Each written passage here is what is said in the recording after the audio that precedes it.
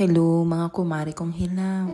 Dumating na nga itong aming kama. Na nauna pang dumating kaysa sa aking buwanang regla. Eto na nga't napakakalat ng aming kwarto. Kaya naman nilinis ko na muna ito. Ayan na nga't kulang na lang ay lampaso. At talaga namang okay na ito. Tulog pa nga rin dyan ang aking bunso. Maya-maya nga lang ay ayan at dumating na. Pre-order kasi ito at 10 araw bago i-deliver. Itunulod nga namin ang brand nito sa aming sopa. Gawa ng Salem, baka naman. Ayan na nga ang aking anak at nakikipag-unahan pa. Pag ikaw ay nadapa, iyak ka. Ina-assemble nga rin pala ito. Ganito na nga kasi ang mga gamit ngayon, binubuo na lang para maging maayos. Pero yung relasyon namin, binubuo. Tapos lagi na lang inaayos. Maigi na nga siguro yun, kesa masira. Eto na nga't ASMR muna si kuya mo.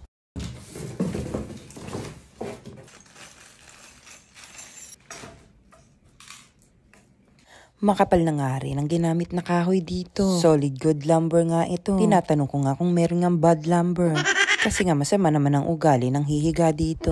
Napakabigat nga pala nito. Dahil talaga namang plywood ang ginamit dito. At hindi siya plyboard. Mas maganda nga kasi na branded na ang bibilhin natin. Dahil kahit mahal naman ay talaga namang pangmatagalan. Kesa naman ay mura ay unting yugyug mo lang ay sira na agad yan.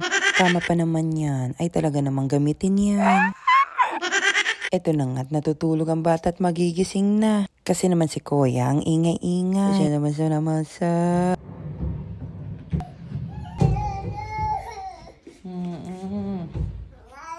Ayat na nga natuluyan ng nagising ang bata at binubuo na nga rin ng kuya mo ang aming kama. Siya nga rin pala ang nag-install ng aming lamesa. Kaya naman kumukota ka na kuya. Velvet nga rin ang ginamit na fabric dito. Tinulad ko na nga lang katulad ng aking sopa. Masyado na kasi tayong team puti. Kaya naman itouch natin ng medyo dark para naman may accent sa ating wall. At eto na naman tayo, ASMR.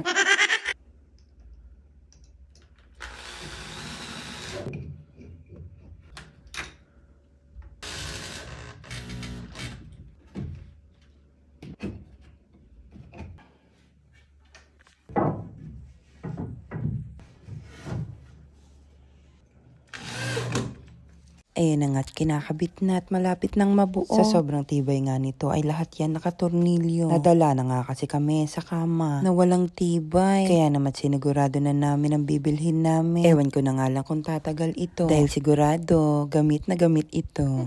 Ayan na nga't nilalagay na nga ang plywood.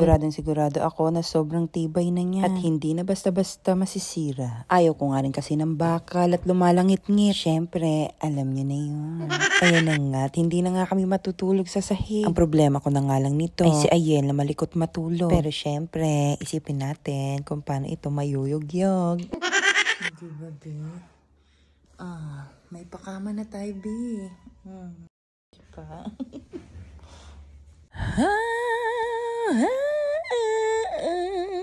Ginanito ko na nga lang ang pagbibideo kasi napakakalat ng paligid. Kunwari na nga lang, maayos ang kama. Magugulo rin naman yan mamaya. Thank you for watching!